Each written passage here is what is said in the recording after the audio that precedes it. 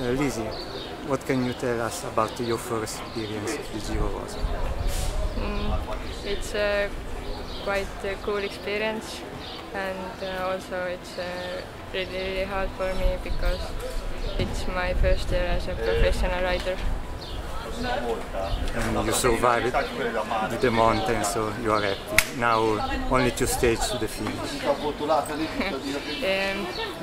I'm first year training in Italy, and in the mountain I don't feel myself so comfortable because in Estonia there are a lot of flat courses, but so far it's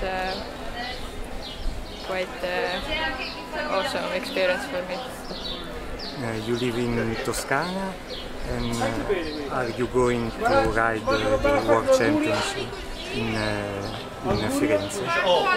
Yes, I live near the Lucca, and if I feel myself good in September, I will ride also World Championships in Firenze. Have you learned some Italian?